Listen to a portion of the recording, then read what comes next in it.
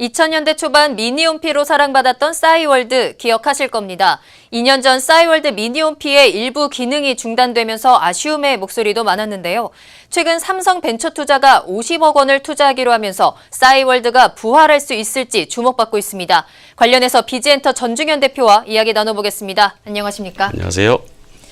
네, 사실 싸이월드 하면 최초의 SNS 서비스라고도 볼 수 있을 것 같은데요. 굉장히 미니홈피로 인기를 많이 받았었는데 이렇게 좀 실패를 하게 된 원인이 어디에 있다고 보십니까? 네, 1999년 시작한 커뮤니티 기반 서비스인데 2000년대 미니홈피로 국민 SNS까지 올라섰습니다.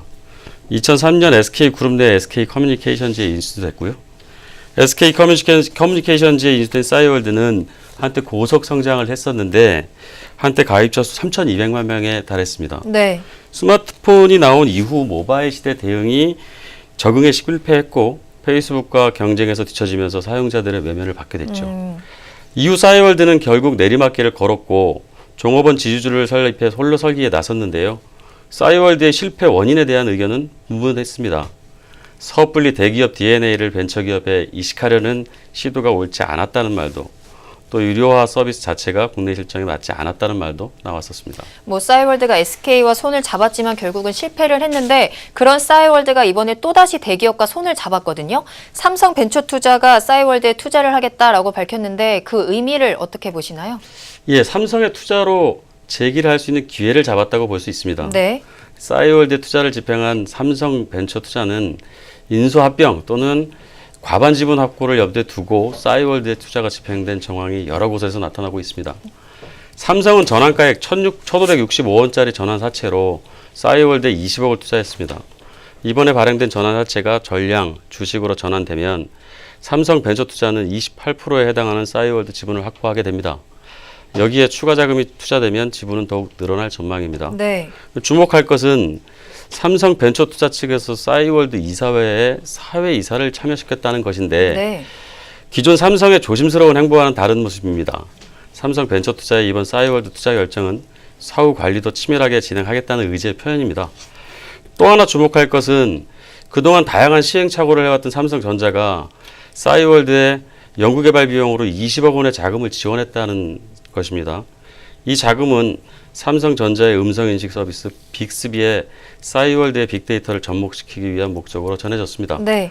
결국 삼성이 스마트폰 사업과 인공지능 서비스 방향으로 볼 때 싸이월드 서비스를 플랫폼으로 성장시킬 것으로 예상됩니다. 말씀하신 것처럼 일각에서는 삼성의 그 인공지능 서비스에 싸이월드가 뉴스 등의 콘텐츠들을 수급할 것이다라는 얘기들도 나오고 있거든요.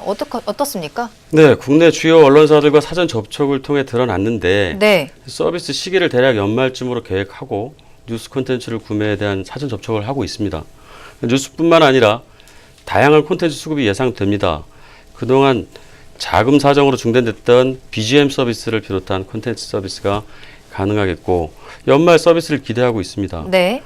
커뮤니티 서비스이긴 하지만 플랫폼 서비스를 시작하려면 빅데이터뿐 아니라 음원, 영상, 뉴스 등의 다양한 정보를 담아야 원활한 서비스 전개가 가능합니다.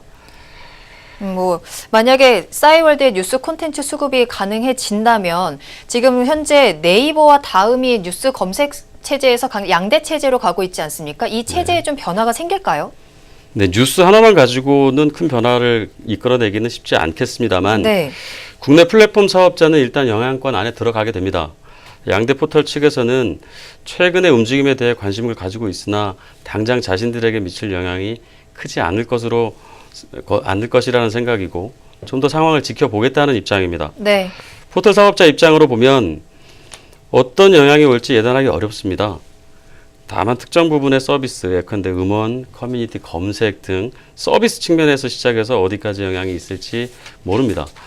네이버의 핵심 경쟁력이 검색 엔진인데 국내 검색 점유율이 2015년 77%에서 작년에는 처음으로 48%를 기록했습니다.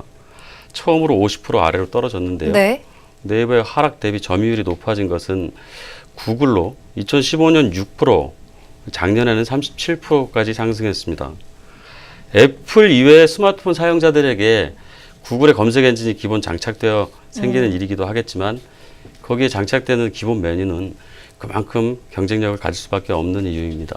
뭐 싸이월드의 부활 소식이 전해지면서 그 부활을 기다리는 소비자들도 굉장히 많은 걸로 나타나고 있는데요. 과연 싸이월드 부활 가능할까요? 부활 자체를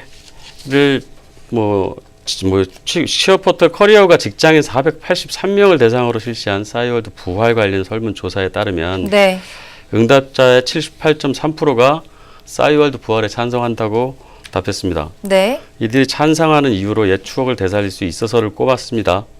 싸이월드만의 매력이 있어서라는 의견도 있고요. 한편 싸이월드 부활에 반대하는 이유로는 응답자의 41%가 디지털 사회에 또 하나의 SNS 생기는 것이 피곤해서라고 답했습니다. 네, 여기까지 듣겠습니다. 싸이월드의 부활 한번 기대해 보겠습니다. 지금까지 전중현 대표와 이야기 나눠봤습니다.